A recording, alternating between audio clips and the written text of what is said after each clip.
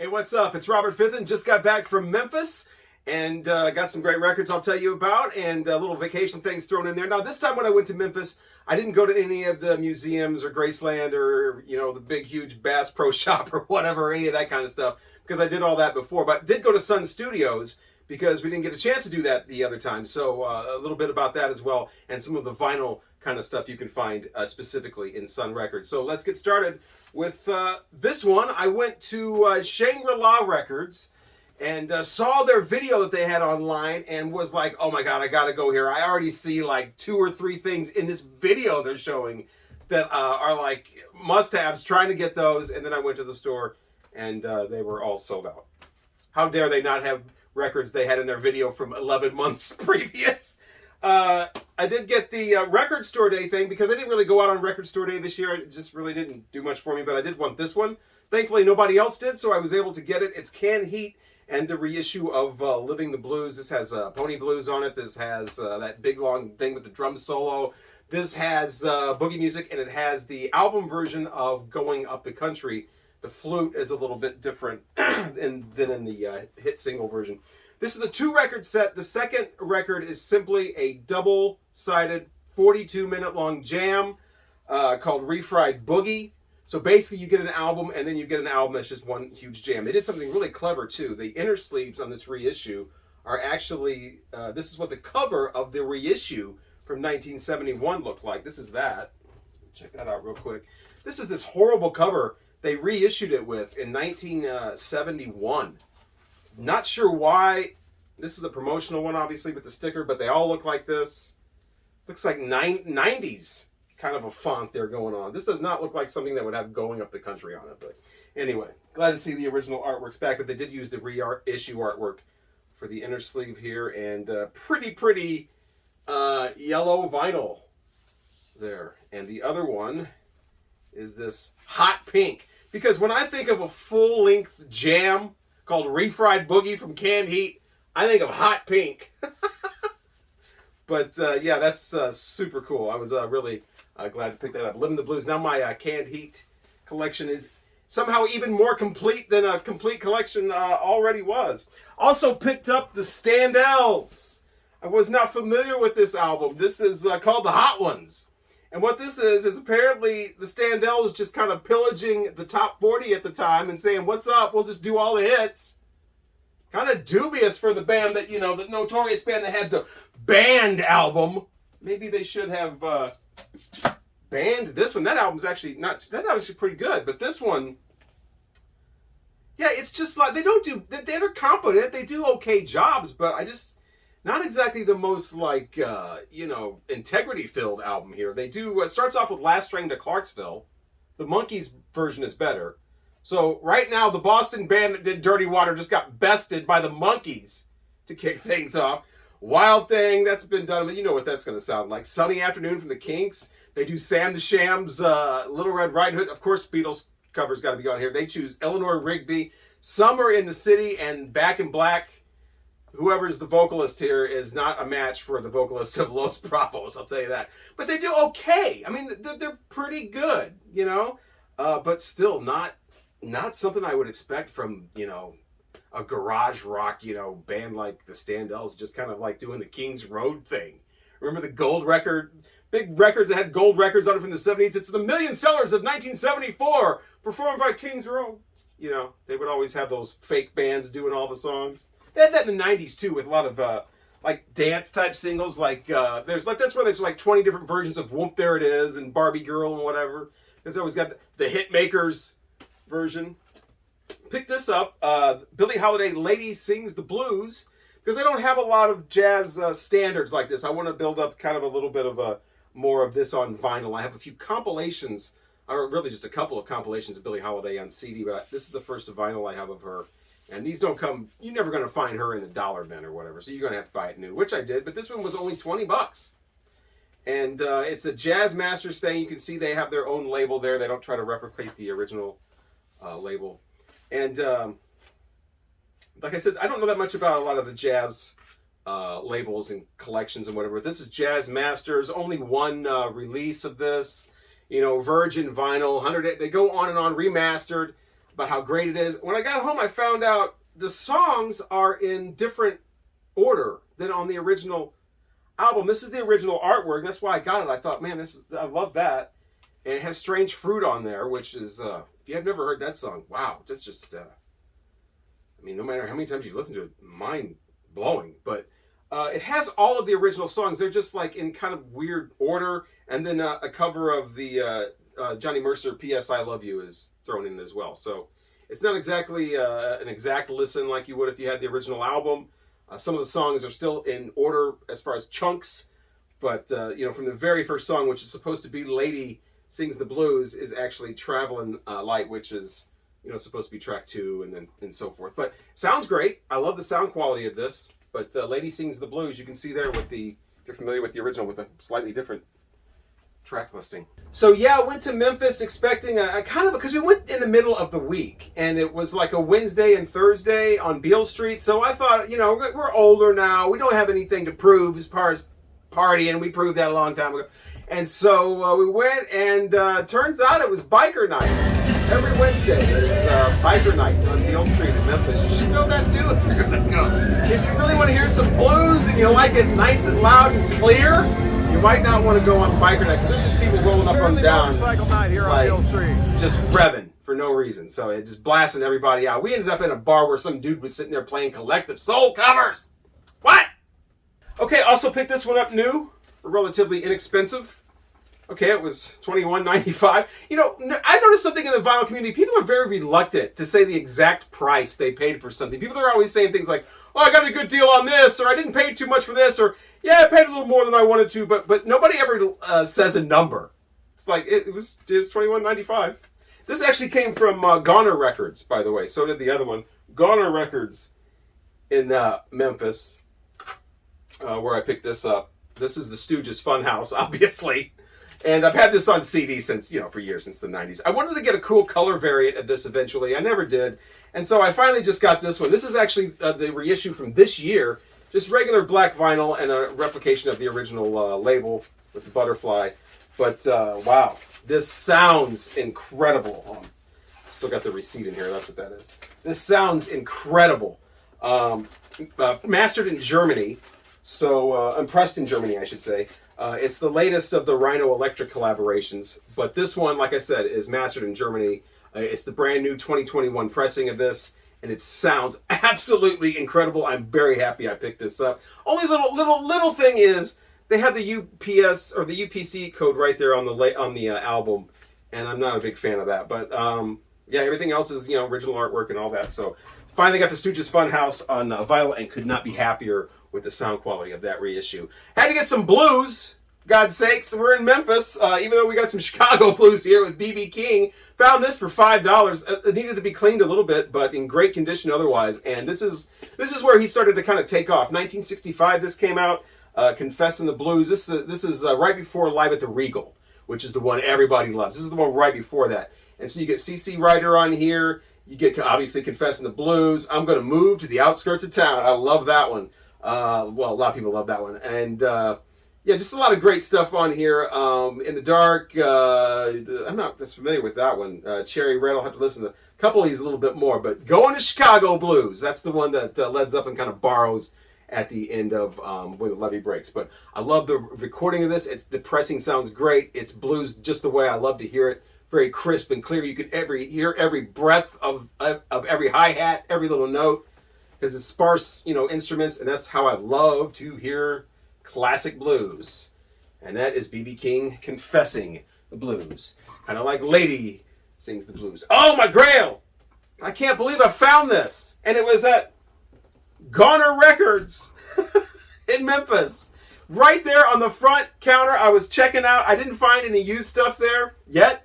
And I was checking out my Stooges and Billie Holiday, and I saw this on the counter, and I was like, I didn't even see, like, you see this. Most people would see that and not even know what that is. But I have been kind of obsessed with this song for the last, like, half a year.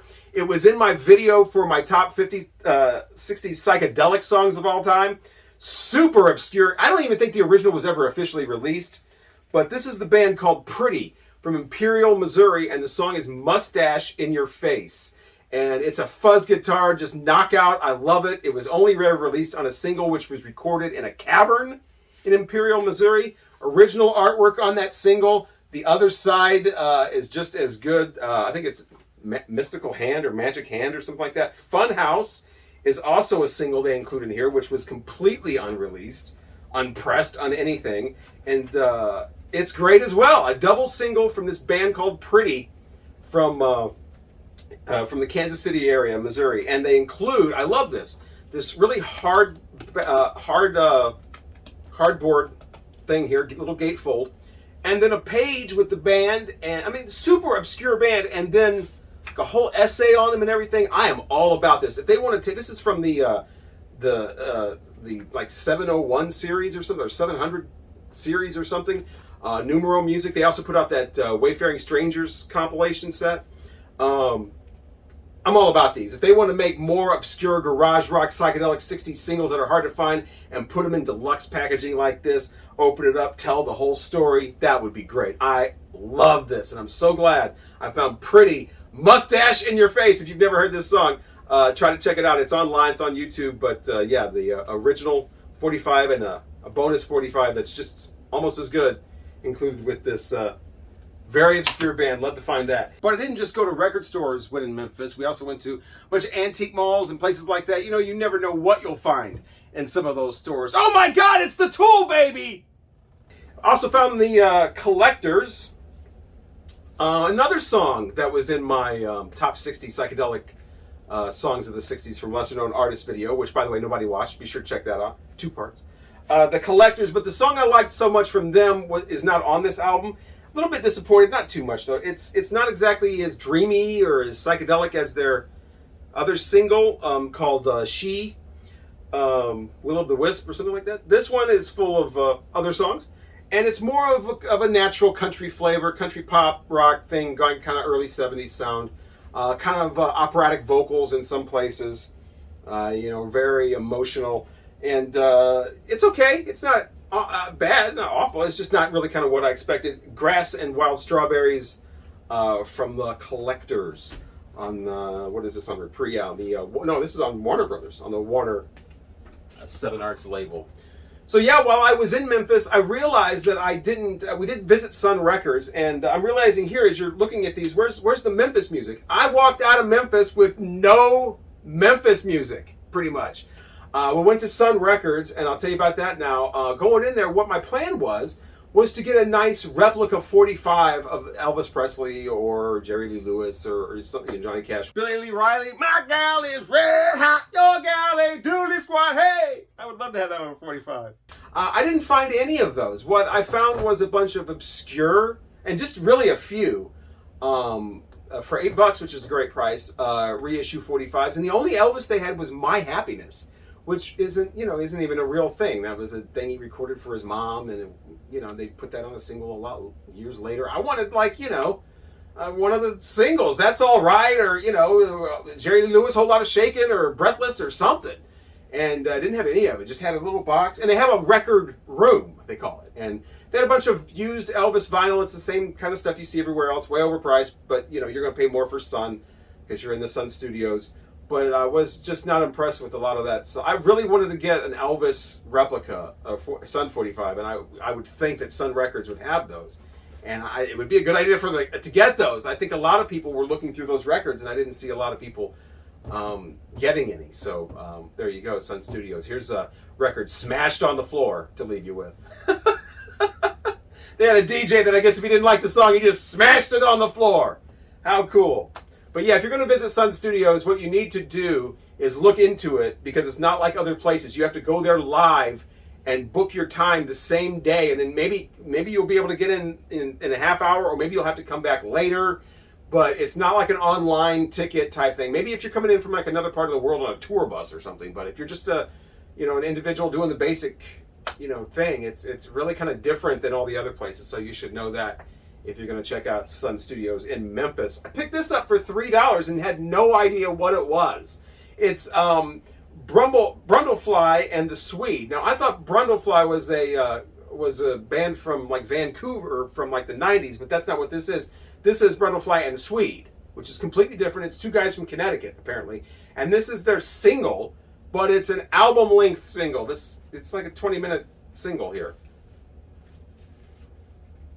And it's called Pretense. But I love this artwork, and very, very heavy, glossy cardboard for a single from a band I'd never heard of, but it was $3, and I liked the artwork, so I picked it up. I thought, I'll get some new music, or relatively new music. I think it's like probably 6 years old at this point.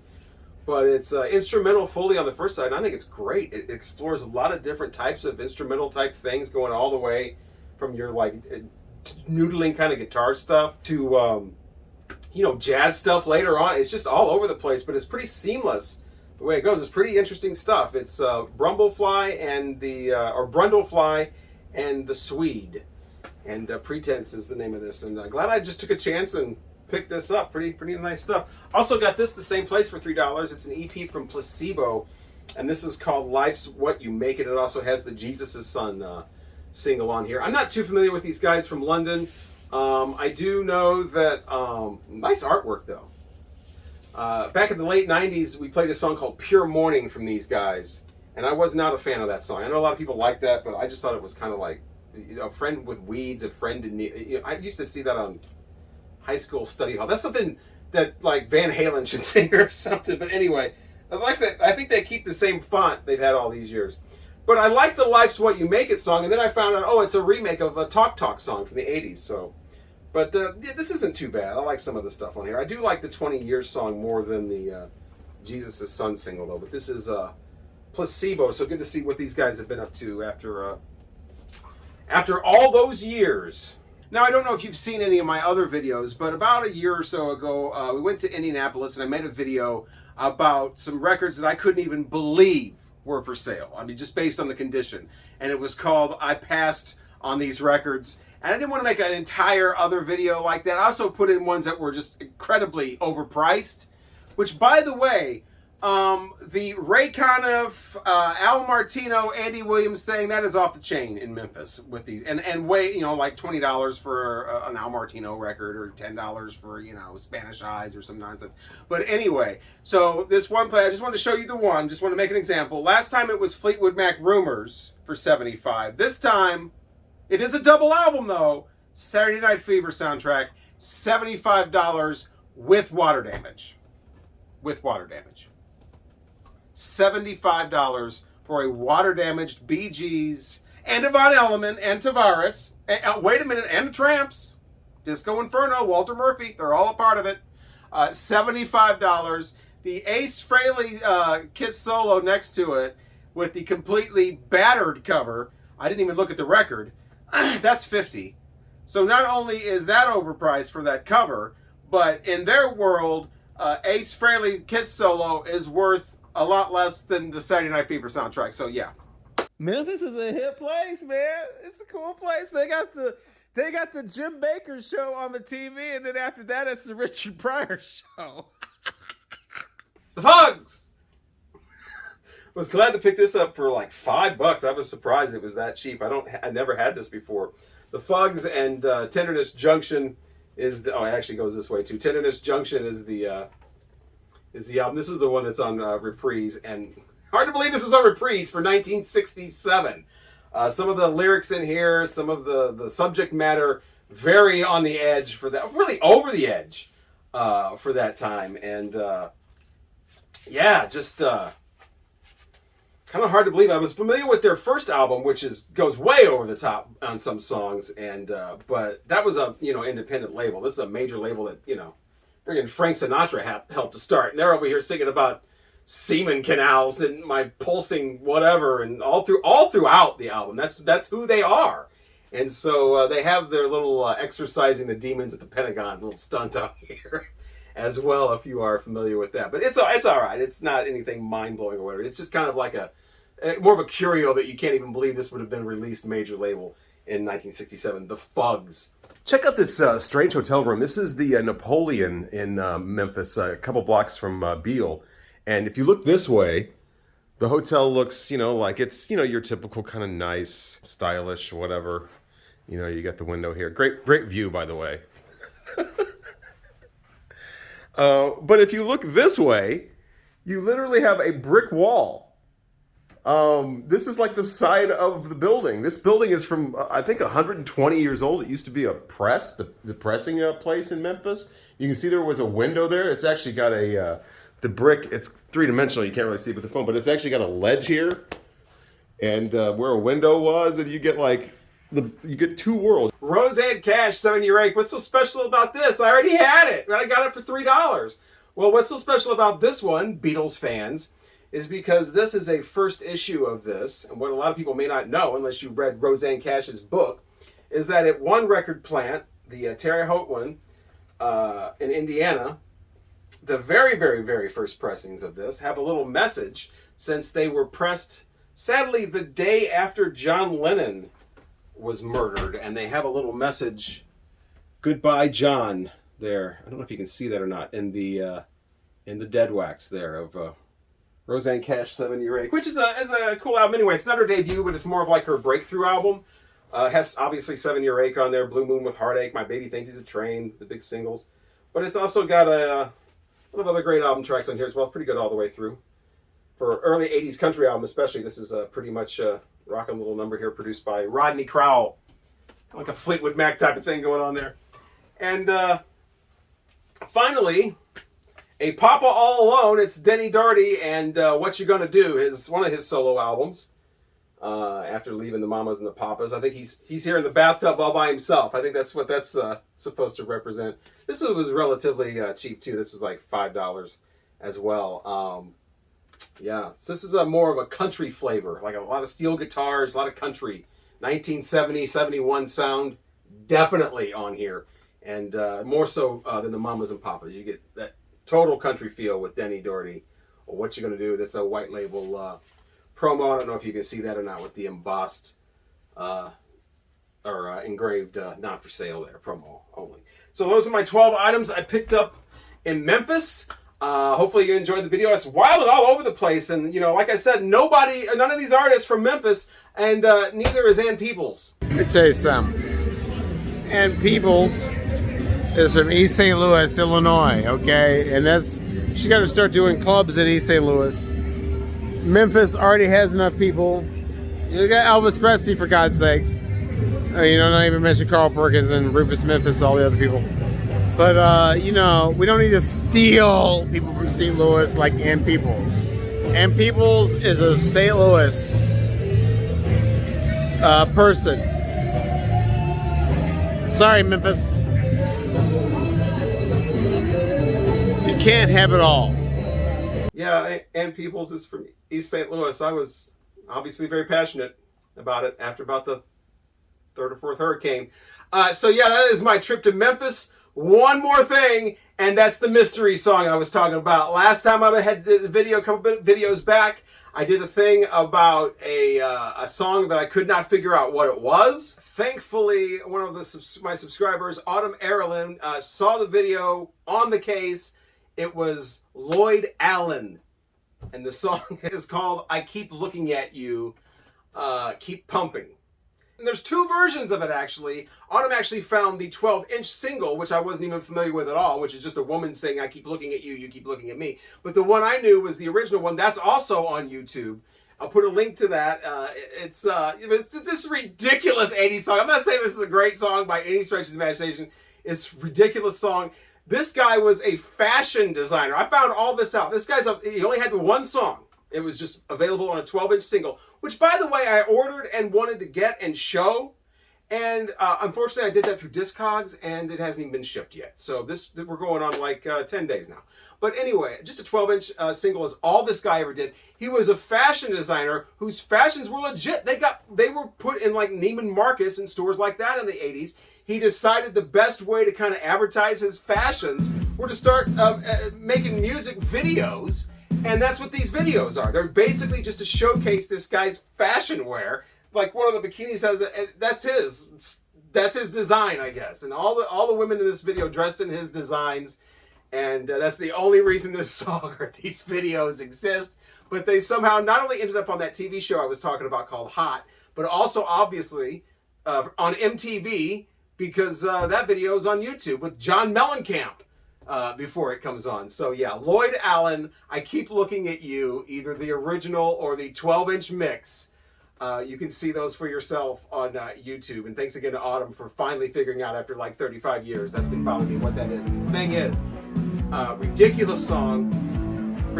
Just absolutely ridiculous 80s song, and I cannot get it out of my head. I've been walking around all week like, I've been looking at you, you've been looking at me. Such cheese. But thank you so much for watching. Really enjoyed my trip to Memphis, and I will hopefully talk to you again next time. And to make sure that you don't miss it, please hit the subscribe button if you haven't done that already, and like the video if you liked it. But most importantly, leave a comment on something, and let's communicate. All right, thanks again for watching. I look at you, you look at me, and I keep pumping. You look at me, I look at you, and I keep pumping. I keep looking at you, you keep looking at me. I keep looking at you. I keep looking at you, you keep looking at me. I keep looking at you. I keep looking at you, you keep looking at me. I keep looking at you.